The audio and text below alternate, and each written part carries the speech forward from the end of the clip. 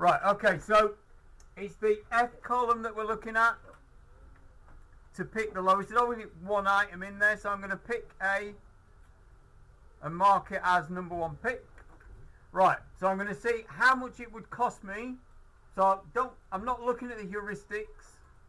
The only time I look at the heuristics is when I have to do this calculation so I can work the F's. Right, so just like Dijkstra, how much is it going to cost me to get to B? Well, looking at the diagram, it says 4. I've spent nothing so far, so that's going to be 4. As soon as I've got that, do your calculation. So 4 plus 12 is 16, and that was from A. The other neighbour is C. It's going to cost me 6. So 0 plus 6 is 6.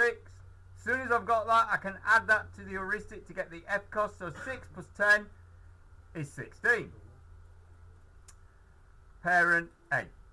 No more neighbours. Right. This is the interesting bit. Dijkstra can't do this next thing. Right. When we pick, we've got 2 with the same amount. In Dijkstra, we just pick the first one. A star knows something about the goal and the nodes. Look at the heuristic. Of those two, which looks more promising? So they've both got the same cost, but which one is telling us that it's more likely to be nearer? Look at the heuristic column. From the heuristic, C is saying, oi, pick me, I'm closer. I'm closer. I'm telling you, I'm closer. So we pick, if we've got the same F cost,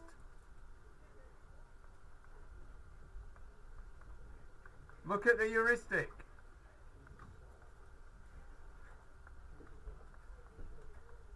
To decide which to pick, which to choose first.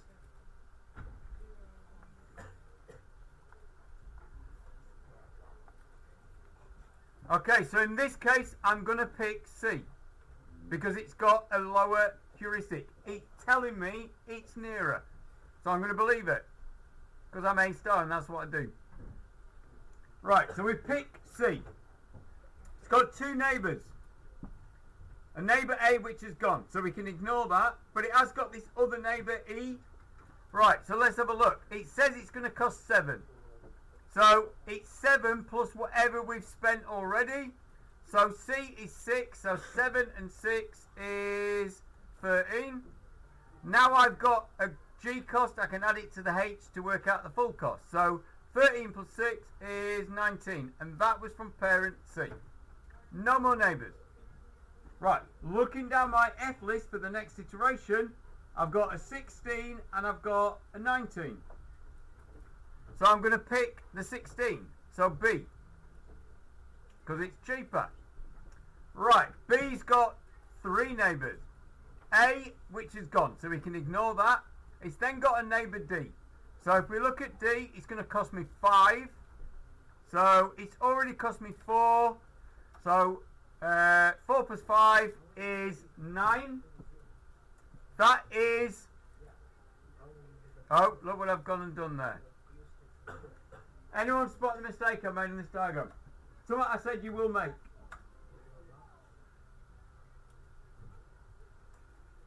I've done what? Adding up. No, it's not an adding up problem. It's a bigger problem. In fact, one of my A-level students did it on the mock.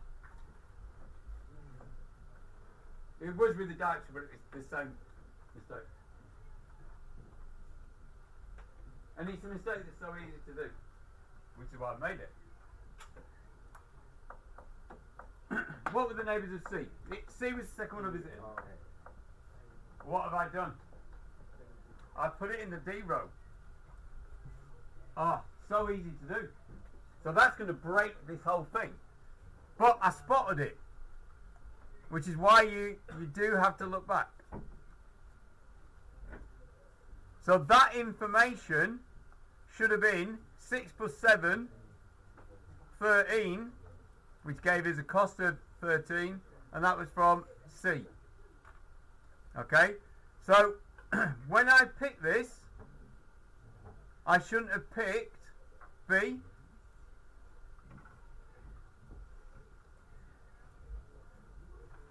What should I have picked? E. I should have picked E because it's only 13. So I'll pick that. Third pick is my goal. So my route is E, C, A. I didn't even work out the cost of D. But it isn't the optimal route. Is it? And again, it's because I'm using Manhattan distance. Manhattan distance isn't... Can anyone explain to me why Manhattan distance hasn't really given me an accurate estimate? There's something obvious about this diagram. Brilliant. Bang on. It's not a grid. Look at this. We're going in diagonals. Manhattan distance is not a good estimate when you've got diagonals. It's not going to be, is it? Because if you think about it, when we've got something like that, so that's unit 1, so that travel distance is going to be 2. But what is that travel distance? Everyone knows an estimate for route 2, don't they? 1.41427 blah blah blah. Considerably shorter. Right, so they've never asked that because they sometimes talk about the heuristic, but they never really say what would you suggest. But if you ever get given something in with diagonals that's in a grid layout, don't suggest using Manhattan. Okay? We have got a route. Again, can you do Dijkstra on it to confirm that the route should be ABE?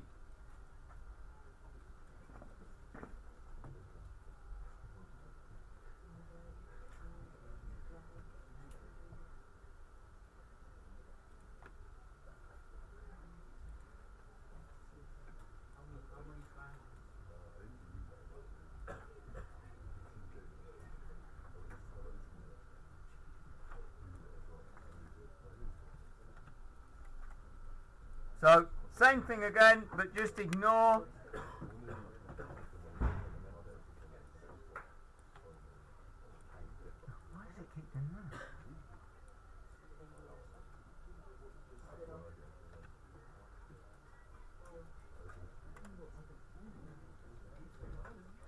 So just do your Dijkstra on it like you were doing before. So you're just going to have node, cost. Keep up with my pen. Parent.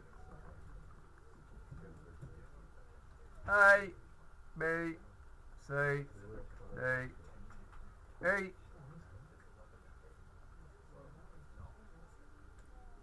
Everything else infinite.